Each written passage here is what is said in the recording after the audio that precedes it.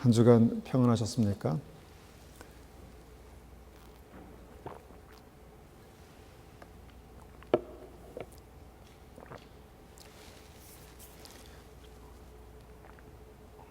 우리가 그 드라마나 영화를 보게 되면 거기에서 이제 주인공이 그냥 행복하게 처음부터 편안하게 계속 살다가 그냥 인생이 그렇게 끝나지 않습니다. 그 삶 가운데 위기가 나오고 또 어려움을 만나고 또 원수를 만나고, 그런데 그런 어떤 위기 가운데 우리가 야 하고 하는 순간이 있습니다. 그게 뭐냐면 그 스토리에 반전이 있는 순간이 있다는 거죠. 성경을 보면은 하나님께 사랑하시는 믿음의 사람들 삶 속에 그런 반전이 있습니다. 반전의 역사가 있습니다. 그래서 오늘 말씀의 제목은 반전의 반전입니다. 반전의 반전. 창세기 37장 5절 말씀 한번 같이 받들어 읽겠습니다. 창세기 37장 5절입니다. 제가 받들어 읽겠습니다. 요셉이 꿈을 꾸고 자기 형들에게 말하며 형들이 그를 더욱 미워하더라. 요셉은 하나님께서 사랑하시고 택하신 사람이었습니다.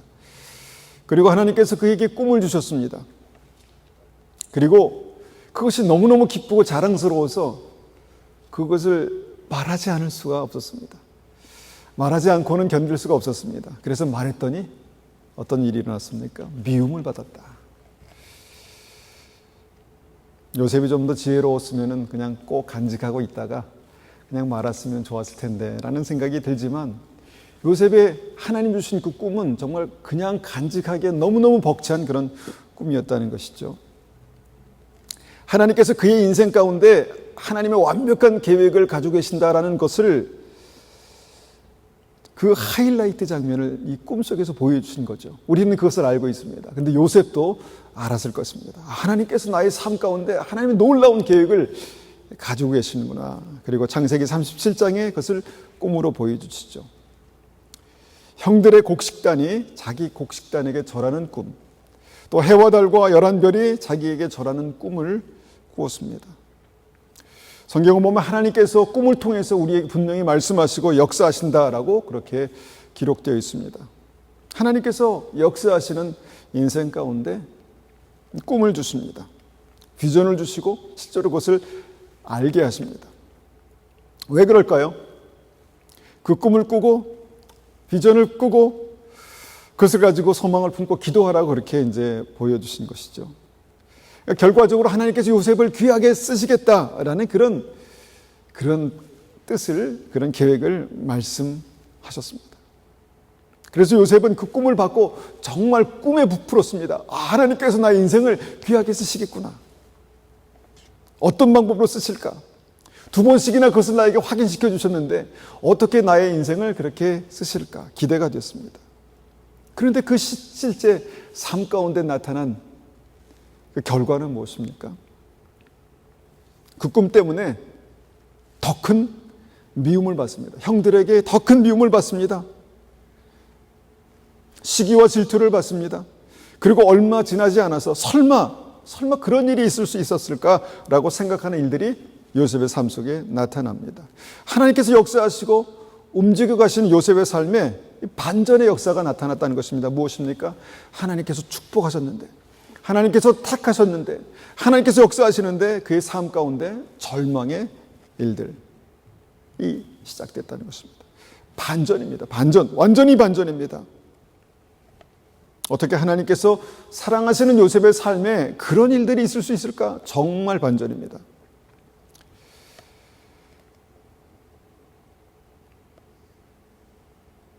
여러분, 하나님께서 주신 놀라운 계획들은요, 그것이 진행되는 과정에서 꼭 이런 반전의 시간들을 지나가게 되는 것을 봅니다. 이것이 오늘 주목하는 반전의 역사입니다. 하나님께서 사랑하시는데, 하나님께서 축복하셨기 때문에 정말 인생에 좋은 일들이 일어날 것 같은데, 근데 그의 삶 가운데 나타나는 하나님의 역사는 뭔가 축복과 반대가 되는 절망적인, 뭔가 이것이 저주 아니야? 라고 생각되는 그런 정도까지 생각할 수 있는 그런 일들이 나타난다는 것입니다. 이것을 우리는 나락이라고 그러죠. 인생이 나락으로 떨어진다. 여러분, 그런 일들을 우리가 한 번씩은 경험하지 않습니까? 내 인생이 왜 이렇게 바닥으로 떨어질까? 하나님께서 왜 이런 엄청난 일들을, 어려운 일들을 경험하게 하실까? 하나님의 말씀을 받고 꿈에 부푼 요셉의 삶이, 요셉이 얼마나 실망했겠습니까? 하나님, 꿈이나 주시지 말지, 그런 것 보여주시지나 말지, 왜 내 인생 가운데 괜히 하나님을 기대하게 만들고 하나님에 대해서 꿈꾸게 만들어서, 인생에 대해서 꿈꾸게 만들어서 이런 이 절망의 반전을 경험하게 하실까? 그런 생각도 했을 것 같습니다. 이것이 요셉의 인생 가운데 나타난 첫 번째 반전의 역사입니다. 가장 귀한 사랑받는 아들에서 정말 이방 땅에 버려진 노예가 된 것이죠. 우리가 만약 이런 현실 가운데 처해 있다면, 이것은 하나님의 역사야, 하나님의 축복이야 라고 과연 생각할 수 있을까요? 아니면 이건 마귀의 역사야, 마귀가 내 삶을 쥐어 흔드는 거야 라고 생각할 수밖에 없을까요? 이것조차 헷갈리는 그런 이 반전의 역사가 하나님께서 사랑하시는, 택하시는 요셉의 삶 가운데 있었다는 것입니다. 그런데 반드시 우리가 기억해야 될 것은요, 이 반전의 역사는 하나님께서 행하시는 놀라운 축복의 시작입니다. 하나님께서 행하시는 놀라운 축복의 시작입니다. 하나님께서 다윗을 택하셨습니다. 그에게 기름 부으셨습니다. 내가 너를 왕 삼아서 내 백성들을 다스리게 하겠다. 그것을 다윗의 중심에서 본 것이죠. 그래서 하나님께서 다윗을 사울의 눈에 들게 하셔서 다윗이 사울 왕국의 장군으로, 이스라엘 왕국의 장군으로 그렇게 택함을 받았습니다. 나라의 영웅이 되었습니다. 반드시 정말 일어날 만한 일들이 일어난 것입니다. 하나님께서 택하시고 사랑하셨으니까 그의 삶 가운데 놀라운 축복이 나타났는데, 그런데 그의 삶에 어떤 일이 일어납니까? 급격한 반전의 역사가 일어났다는 것입니다. 자기를 믿어주고 불러준 사울 왕이 하루 저녁에 자기에게 창을 던집니다. 얼마나 당황스럽겠습니까? 다윗은 그날의 최고의 존엄 사울 왕에 정말 철저하게, 사울 왕에게 철저하게 짓밟히는 그런 인생이 되었습니다. 거의 10년 동안을 그랬습니다. 10년 동안 완전히 피폐해질 만한 어떤 그런 인생을 살았다는 것입니다. 기름이나 부으시지 말지, 괜히 허황된 꿈이나 꾸게 하지 마시지, 왜 10년 동안 이렇게 인생을 바닥까지 낮추시나? 그 10년 동안 도망다니면서 목숨을 구한 게 다행이죠. 천만다행입니다. 이것이 하나님께서 택하신 다윗의 삶 가운데 일어났던 반전의 역사입니다. 계속해서 성경은 이 반전의 역사를 성경에 기록하고 있습니다. 하나님께서 사랑하시는 야곱, 아브라함과 이삭과 야곱의 하나님, 이 야곱은 하나님의 은혜와 축복에 대한 열망이 있었습니다. 그래서 그 간절함으로 정말 축복 하나라도 놓치고 싶지 않은 그런 마음이 있었죠. 그래서 그 간절함으로 아버지와 형을 속이고 결국 그 축복을 받습니다. 축복의 기도를 받습니다. 우리가 하나님의 얼굴을 구하는 자에게 주님께서 새 힘을 주신다 말씀하셨잖아요. 하나님을 간절히 찾고 구하는 자에게 주님께서 구하라 그리하면 너에게 주실 것이요 말씀하셨잖아요. 그래서 간절히 구했습니다. 그리고 축복을 받았습니다. 그것을 확신했습니다. 그런데 바로 어떤 일이 일어났습니까? 바로 우리가 얘기하는 그 반전의 역사가 시작됐습니다. 형이 자기를 속인 동생 야곱을 죽이려고 칼을 들었습니다. 그리고 막 내가 이 야곱을 죽여버리겠어라고 그냥 진짜로 살기등등하게 그렇게 야곱을 쳤습니다. 에서의 칼을 피해서 겨우 목숨을 건졌습니다. 겨우 목숨을 건져서 삼촌 라반의 집에 피신했습니다. 그런데 그 삼촌이 자기를 보호하고 지켜줄 줄 알았는데 삼촌 라반이 무슨 생각을 했는지 이때다 요셉을 노예처럼 부리기 시작합니다. 노예처럼. 어디 갈 수도 없고 집으로 돌아갈 수도 없는 요셉을 노예처럼 부렸다는 것입니다. 그의 인생이 혹사당했습니다. 인생의 소중한 시간을 그곳에서 다 낭비했습니다. 20년 동안. 그래서 여러분 젊은 때 20년이 얼마나 소중합니까? 20년을 거기서 그냥 20년을 다 노예로 그 힘과 모든 재능을 갈아 넣었다는 것입니다. 이것이 어떻게 하나님의 계획입니까? 하나님의 뜻입니까? 그렇게 생각할 수가 없는 그런 삶을 요셉이 살았습니다. 반전이죠. 하나님의 사랑과 나타난 현실이 완전히 반전입니다. 여러분, 한 사람 한 사람을 우리가 생각할 때마다 이런 반전의 역사는 정말 수도 없이 많다는 것입니다. 하나님께서 모세를 쓰시려고 생명을 구하셨습니다. 얼마나 귀한 일입니까? 그리고 바로의 궁에 40년 동안 살게 하셨습니다. 그 영광과 축복과 은혜를 누렸습니다. 근데 그러면서 자기 민족 구원에 대한 소망을 품었습니다. 얼마나 귀한 일입니까? 이제는 뭔가 내가 준비되었고 뭔가 하나님께서 이런 소망을 주셨으니까 내가 쓰임을 받아야 되겠다라고 생각하는 순간, 하나님께 주신 그 비전과 꿈을 붙드는 순간 그의 인생의 반전의 역사 무엇입니까? 어쩌다 보니까 살인자가 됐습니다. 어쩌다 보니까 도망자가 됐습니다. 그리고 아무도 모르는 곳에 도망가서 그 창창한 인생 나머지 40년을 그냥 허비하게 되었다는 것입니다. 반전이죠. 40 완전히 하나님의 꿈과 비전을 품는 순간 반전의 역사가 나타났다는 것입니다. 하나님께 쓰시려고 택하시는 축복하신 그 모든 거의 대부분의 인생 가운데 실제적인 어떤 그 삶 속에는 이런 반전의 역사가 있었다라는 것입니다. 그렇다면 하나님께서 사랑하시는 우리의 삶 가운데는 하나님께서 사랑하시죠?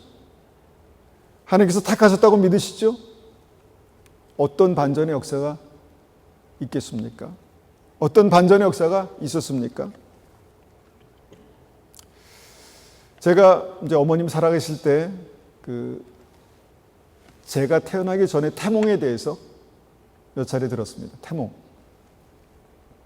어머님이 꿈에서 크고 깊은 우물 앞에 서 계시더라는 것입니다.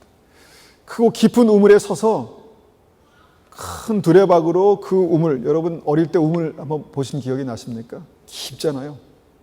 끝이 보일랑말랑한 그런 큰 깊은 우물. 거기서 물을 퍼올리는 꿈을 꾸셨답니다. 그래서 저는 그 꿈 얘기를 들으면서 그냥 처음에는 대수롭지 않게 생각했죠. 그런데 나중에 목사가 되고 나니까 그 꿈이 나의 부르심과 관련된 꿈이었구나라는 생각을 하게 됐습니다. 이건 제 믿음이니까요. 깊은 생수를 퍼올리는, 말씀의 깊은 생수를 퍼올리는 그런 일들로 주님께서 나를 부르셨구나라는 이해를 하게 됐습니다. 그래서 그랬을까요? 하나님께서 이제 10대의 가장 창창한 시기에 뭔가 이제 나의 미래를 준비할 그 시기에 여러분 아시는 것처럼 류마티스 관절염과 축농증과 정말 무거운 병들을 앓게 하셨습니다. 그때 제 인생이 바닥까지 낮춰졌습니다. 바닥까지. 소망이 있었습니다. 꿈이 있었습니다. 그런데 3년 동안 그렇게 하다 보니까 그 꿈과 소망이 한 개도 없어졌습니다. 하나도, 진짜 하나도 없어졌습니다. 완전히 인생의 반전의 역사죠. 그리고 제가 지금 와서 이제 고백하는 것은 그때 하나님께서 나에게 주신 병들이 얼마나 큰 축복인가. 이런 생각을 하게 됩니다. 제가 만약에 그때 그 병들을 앓지 않았다면 저는 절대로 목사가 되지 않았을 것입니다. 제 의지로 절대로 목사가 되지 않았을 것입니다. 그런데 하나님께서 그 시점에서 제 삶이 무엇인가, 제 인생의 부르심이 무엇인가, 이런 생각을 하면서 하나님께서 부르신 길로 들어선 것이죠. 그래서 하나님께서 우리의 삶을 쓰시려고 어떻게 하시나 보니까 우리의 삶을 그렇게 낮추신다는 것입니다. 이것이 오늘 우리가 첫 번째 우리가 주목해 보기 원하는 반전의 역사입니다. 하나님께서 우리 한 분 한 분의 삶은 어떻게 낮추셨습니까? 하나님께서 사랑하시는데 왜 내가 이런 일을 겪어야 돼? 하나님께서 사랑하시는데 왜 내가 이런 어려운 순간들을 지나가야 돼? 라는 그런 일들이 없으셨습니까? 그런데 그것이 어떤 마귀의 역사도 아니고 하나님의 징벌도 아니고 하나님께서 계획하신 특별한 인생의 그 과정 가운데 반전의 역사, 첫 번째 기억해야 될 반전의 역사라는 것입니다. 이 순간에 대해서 성경은 이렇게 말씀합니다. 베드로전서 5장 6절 보니까 그러므로 하나님의 능하신 손 아래서 겸손하라. 때가 되면 너희를 높이시리라. 겸손해져야 높이신다는 것입니다. 낮아져야 높이신다는 것입니다. 이것이 하나님의 나라의 귀한 원리입니다. 그런데 우리가 낮아지기가 쉽습니까? 겸손한 척을 할 수는 있겠죠. 겸손하게 말할 수는 있겠죠. 근데 마음이 완전히 낮아지는 게 하나님께서 말씀하신 겸손이라면 그러기가 쉽지가 않다는 것입니다. 그런데 그렇게 낮아질 때 주님께서 우리를 높이시는 하나님의 역사가 하나님의 역사라는 것입니다. 그래서 주님께서 말씀하십니다. 능하신 손 아래서 겸손하라. 야고보서 4장 10절에 이렇게 말씀하시죠. 주 앞에서 낮추라. 그리하면 주께서 너희를 높이시리라. 주 앞에서 낮추라. 그리하면 주께서 너희를 높이시리라. 여러분, 이것은 하나님의 구원의 역사 가운데 굉장히 중요한 원리입니다. 주님께서 하늘 높은 보좌를 버리시고 낮고 천한 이 땅에 오셨습니다. 아무도 알아주지 않는, 또 아무도 칭찬하고 박수받지 못하는 그곳에 주님께서 오셨습니다. 그리고 그곳에서 하나님의 완벽한 구원의 역사를 이루셨죠. 낮아질 때 그곳에서 하나님의 강력한 구원의 역사가 나타났다는 것입니다. 우리를 낮추실 때, 낮아질 때 그곳에서 하나님의 놀라운 역사가 나타나는데 이게 바로 반전이라는 것입니다. 이게 하나님께서 우리의 삶 가운데 허락하신 첫 번째 반전의 역사라는 것입니다.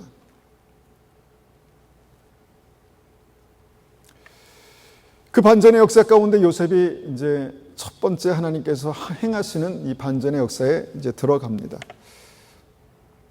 그런데 숙제가 있습니다. 이제 낮아져야 되잖아요. 낮아져야지. 하나님께서 낮추실 때 낮아져야 되지 않겠습니까? 만약에 그 시간에 요셉이 원망과 불평과 자포자기로 그 시간을 보냈다면 그것은 하나님께서 기뻐하시는 낮아지는 것이 아니었습니다. 스스로 높아져서 내가 이런 대우를 받고 내가 이런 인생을 살 사람이 아닌데 계속해서 마음은 높아져 있는데 계속해서 나의 삶 가운데 나타난 이 괴리감 때문에 점점 더 불평과 원망과 자포자기. 마음대로 하십시오. 알아서 하십시오. 난 모르겠습니다. 왜냐하면 하나님을 믿었으니까 그렇게도 반응할 수 있었겠죠. 그런데 아마 요셉은 모든 일을 합력하여 선을 이루시는 하나님의 역사를 믿었던 것 같습니다. 하나님 무슨 뜻이 있으시겠지? 아니면 하나님, 제가 하나님께 다 인생을 맡깁니다 라는 그런 믿음이 있었던 것 같습니다. 그래서 그 시기 가운데 감사하게 요셉은 믿음을 지켰습니다.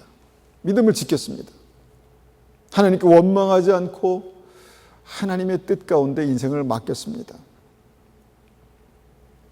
보디발의 노예로서의 삶이 뭐 그리 형통할 만한 삶이었겠습니까? 뭐 그리 축복된 삶이었겠습니까? 정말 하나님의 은혜를 1도 생각할 수 없는 그 환경 가운데 묵묵하고 성실하게 그냥 그 어려운 시간들을 살아냈습니다.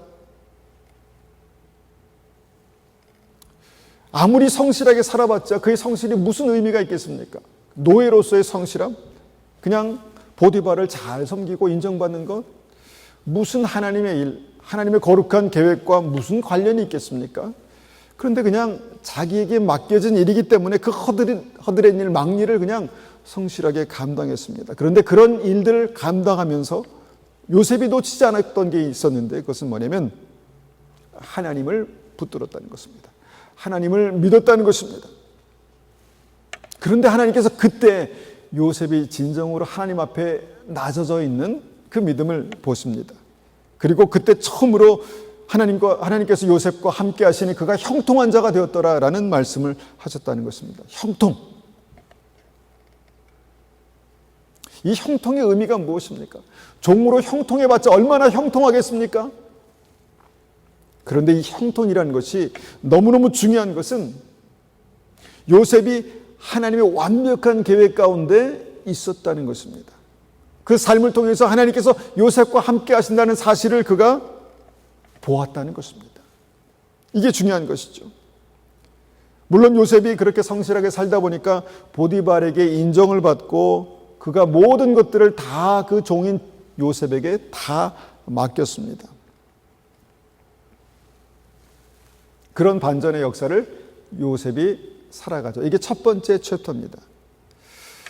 그렇게 요셉이 주님과 동행하고 이제 그 삶 가운데 하나님의 손길을 더 깊이 경험할 때 두 번째 반전의 역사가 나타납니다.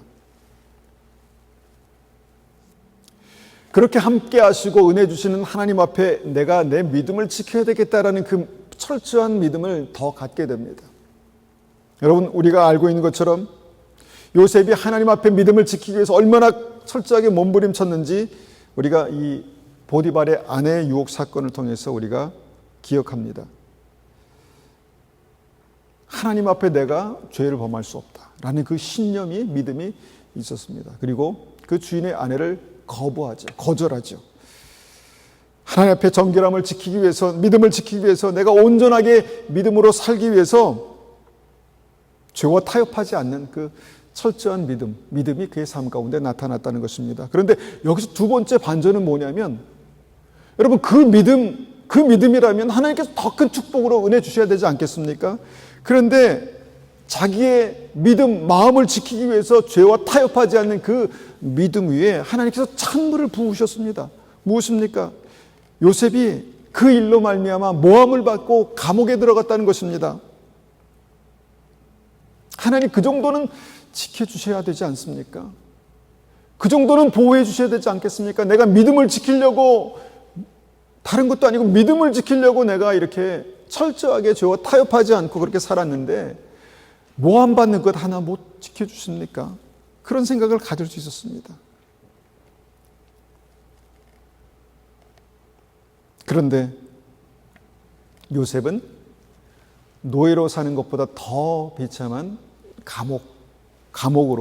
감옥의 죄수로 살게 되었다라는 것입니다. 이것이 두 번째 믿음의 두 번째 반전의 역사입니다. 무엇입니까? 첫 번째는 자기 삶의 구체적인 어떤 일들 가운데 나타난 반전의 역사. 내가 하나님을 기대했는데 내 삶의 현실에서는 그런 일들이 나타나지 않는 것. 그것이 첫 번째 반전의 역사고, 두 번째는 믿음에 관련된 반전의 역사입니다. 내가 이런 믿음으로 살았는데 하나님께서 내 믿음을 인정하시지 않는다고? 내가 이런 믿음을 가지고 살았는데 하나님께서 나의 믿음을 주님께서 귀하게 여기시지 않나? 내가 믿음을 지킨 결과가 뭔가? 라는 생각을 품게 되는 그런 반전이었습니다. 여러분, 감옥에서 요셉이 할 수 있는 일이 이전보다 정말 더 비참했지 않겠습니까? 겨우 주는 밥 먹고 어두운 감옥에서 그냥 견디는 일이었습니다. 그런데 그 가운데에서도 요셉이 하나님을 놓지 않았습니다. 하나님을 믿었습니다. 하나님을 믿어드렸습니다. 쉽지 않겠죠? 나에게 이런 일이 일어나면 어떻게 내가 반응할 수 있을까? 물론 똑같은 일은 아니겠지만 나에게 이런 비슷한 일이 일어날 때 나는 내 믿음을 지키려고 이렇게 믿음으로 걸어가고 있는데 하나님께서 그 믿음에 대해서 뭔가 인정해 주시고 축복해 주시는커녕 그 믿음의 결과로 내가 더 나락을 치게 된다면 얼마나 억울했겠습니까? 그런데 이 순간에 요셉이 하나님을 놓지 않았습니다. 그 요셉과 하나님께서 함께 하셨습니다. 여기서 두 번째 형통이란 단어가 나옵니다. 하나님께서 함께 하시니 그가 형통한 자가 되었더라.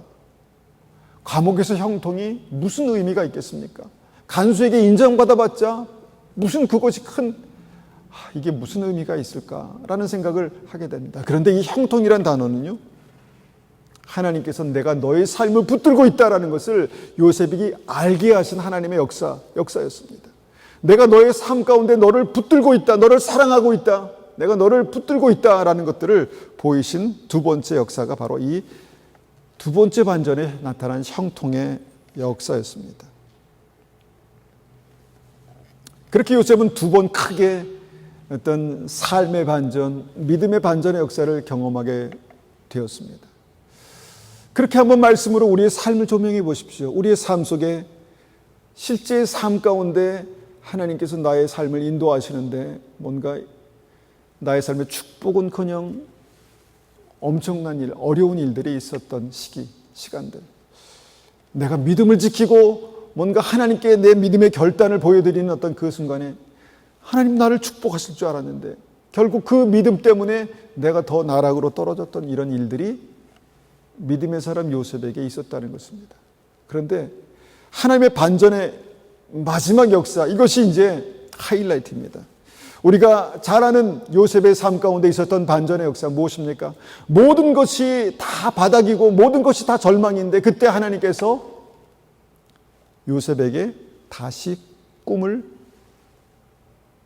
듣게 하십니다. 꿈에 대해서 주님께서 말씀하십니다. 그리고 그 꿈은 요셉의 삶에 하나님께서 가지고 계신 원래 하나님께서 가지고 계신 그 삶으로 모든 것을 다시 회복하시는 하나님의 역사로 나타났다는 것입니다. 낮은 자를 높이시는 하나님, 준비된 자를 사용하시는 하나님의 역사가 요셉의 삶에 이렇게 있었다는 것입니다.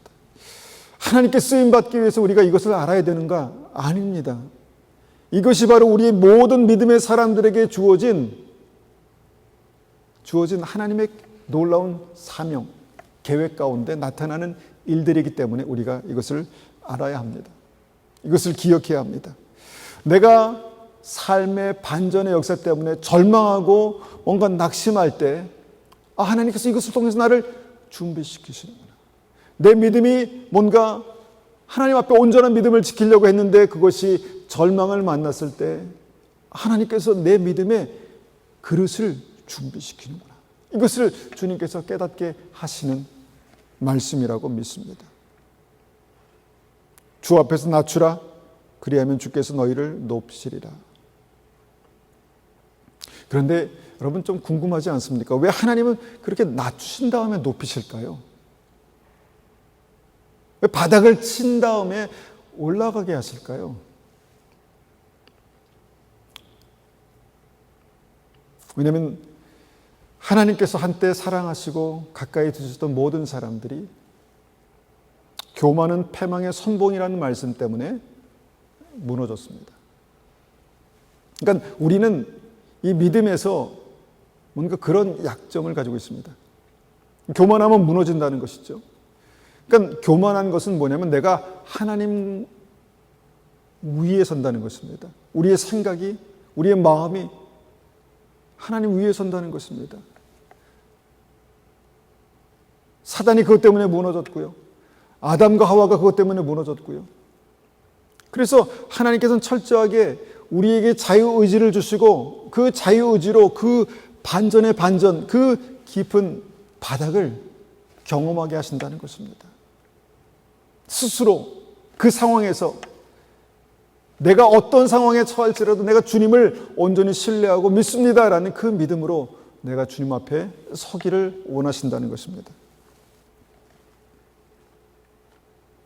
그렇게 주님을 끝까지 신뢰하는 믿음을 주님께서는 이제 다시 반전의 역사로 끌어올리십니다.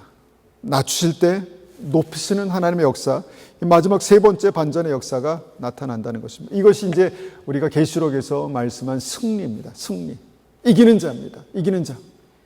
요단강을 건너는 것입니다.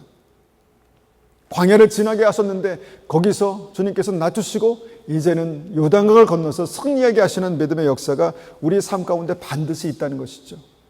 우리는 이 말씀을 통해서 우리 인생의 큰 그림을 봅니다. 인생의 여정 가운데 하나님께서 역사하시는 가장 중요한 이벤트, 이 세 가지를 함께 보게 된다는 것입니다. 여러분, 하나님의 역사는 진의의 역사가 아닙니다. 램프를 비비면 하나님께서 뿅 하고 나타나서 축복하시고 끝나는 그런 역사가 아니라 하나님의 역사는 철로 역정입니다. 인생의 순간순간을 지나가고 믿음으로 지나갈 때 그 짧은 인생 가운데 우리가 믿음으로 지나간 굉장히 중요한 그 여정마다 하나님께서 우리의 믿음을 준비하시고 그 믿음으로 영생을 살게 하시는 하나님의 은혜가 우리의 삶 가운데 그렇게 나타나게 되는 것입니다. 이 믿음의 역사는요, 우리 인생의 전반을 걸쳐서 우리의 삶의 반전의 역사로 그렇게 나타나기도 하지만 순간순간에 우리가 중요한 순간마다 이 반전의 역사를 경험하게 하신다는 것입니다. 마태복음 15장 보면 우리가 잘 아는 딸이 귀신 들려 정말 고통하는 여자의 이야기가 마태복음 15장에 나옵니다. 근데 이 말씀의 핵심을 보십시오. 이 핵심이 무엇인가를 보십시오. 마태복음 15장 25절 26절입니다. 여자가 와서 예수께 절하며 이르되 주여 저를 도우소서. 대답하여 이르시되 자녀의 떡을 취하여 개들에게 던짐이 마땅하지 아니하니라. 이게 무슨 말입니까? 예수님이 이런 분이십니까? 자녀의 떡을 취하여 개들에게 던짐이 마땅치 않다. 처음에는 주님께서 듣지도 않으셨습니다. 그리고 겨우 들으시고 하신 말씀이 자녀의 떡을 취해서 너 같은 개들에게 주는 게 마땅치 않다. 그러니까 예수님께서 아주 고의적으로 아주 뭔가 계획적으로 이 여인을 바닥까지 낮추셨다는 것입니다. 바닥까지 낮추시고 그 바닥을 경험하게 하십니다. 그러니까 그 바닥에서 이 여인이 뭐라고 고백합니까? 15장 27절 보니까 여자가 이르되 주여 올소이다마는 개들도 제 주인의 상에서 떨어지는 부스러기를 먹나이다. 여러분, 이때 이 고백을 하는 이 믿음, 이 감정을 우리가 참 이해하기 어려울 것 같습니다. 나는 이해해, 나는 알아 라고 쉽게 우리가 얘기할 수 없는, 아마 그 실제 바닥에서만 경험할 수 있는 그 믿음이라고 믿습니다. 그런데 그 바닥에서 이 여인은 이 믿음을 고백할 수 있었습니다. 마치 요셉이 감옥에서 믿음을 고백했던 것처럼 그 바닥에서 이 여인은 주인의 상에서 떨어지는 부스러기를 개가 먹지 않습니까? 이런 고백을 했다는 것입니다. 그런 고백을 통해서 이제 세 번째 이 반전의 역사가 나타나죠. 15장 28절 보니까 이에 예수께서 대답하여 이르시되 여자여 내 믿음이 크도다. 여자여 내 믿음이 크도다. 내 소원대로 되리라. 내 소원대로 되리라 하시니 그때부터 그의 딸이 나으니라. 주님께서 그 믿음을 보시고 인정하시는, 그래서 그의 삶 가운데 하나님의 승리의 역사를 경험하게 하시는 그 은혜가 있었다는 것입니다. 짧은 스토리지만 이 스토리 가운데 이 여인이 겪을 수 있는 가장 낮아지는 순간, 믿음이 없이 보면은 가장 치욕스러운 순간, 삶에 대해서 또 믿음에 대해서 완전히 바닥을 보는 그런 반전의 순간을 보게 된다는 것입니다. 그런데 이 반전의 순간을 믿음으로 지나간 이 여인에게 주님께서 여자여 내 믿음이 크도다. 무슨 말씀인가 하면 이것은 믿음에 관련된 사건이었다는 것입니다. 이 여인의 믿음에 관련된, 하나님께서 이 여인의 믿음을 단련하신, 이 믿음을 통해서 주님께서 하나님의 영광을 부으실 사건이었다는 것입니다. 하나님께서는 반전의 역사로 우리의 인생을 먼저 낮추신다라고 믿습니다. 여러분, 이 스토리를, 이 진리를 알고 이것을 지나가는 것과 이것을 모른 채 지나가는 것은 굉장히 다릅니다. 여러분, 이것을 알고 지나가면 어떻게 되겠습니까? 아, 이거 주님께서 하시는 일이구나. 아, 주님께서 지금 나에게 원하시는 것이 나를 낮추시기를 원하시는구나. 낮아지는 게 뭔가? 하나님 앞에 어떻게 낮아질 수 있을까? 내 마음을 주님께 어떻게 낮출 수 있을까? 내가 믿음으로 고민하고 기도하게 되는 것이죠. 모든 사람이 다 이렇게 반전을 경험해야 됩니까? 그렇지는 않다고 봅니다. 이삭의 삶을 보십시오. 아브라함의 믿음이 그에게 그대로 들어가니까 젊은 10대의 나이에 그 죽음에 대해서도 복종하고 주님과 앞에, 아버지 앞에 그렇게 순종하는 모습. 아버지는 미쳤어라고 생각할 수 있는 그 상황인데 뭔가 그가 정말 아버지의 낮아진 모습을 보면서 자기도 낮아질 수 있는 그 모습을 보이지 않습니까? 그럴 때 주님께서 아브라함과 이삭과 야곱의 하나님의, 내가 아브라함과 이삭과 야곱의 하나님이다 라고 말씀하시지 않습니까? 여러분, 우리의 하나님은 어떻습니까? 나의 하나님은 누구십니까? 내가 원하는 하나님, 내가 기뻐하는 하나님, 마치 지니처럼 내가 뭔가를 이렇게 속삭이면 주님께서 나에게 응답하시고, 우리는 그런 하나님을 원합니다. 그런데 중요한 것은 우리의 삶을 통해서 우리의 믿음이 준비돼야, 하나님의 은혜, 하나님의 약속, 하나님의 영광이 부어질 때 그걸 담을 수 있지 않겠습니까? 여러분, 하나님의 은혜, 하나님의 영광이 그렇게 값싸게 아무나 담을 수 있는 거라고 우리는 생각할 수 있을까요? 그렇지 않을 것입니다. 하나님께서 우리의 인생의 반전을 통해서 우리를 준비시키신다고 믿습니다. 여러분, 우리가 준비되길 원합니다. 내가 준비되길 원합니다. 그래서 우리의 삶을 통해서 하나님의 영광, 하나님의 역사를 드러내시는 그런 놀라운 은혜가 우리 삶 가운데 있으시기를 축원합니다. 한번 같이 기도하겠습니다.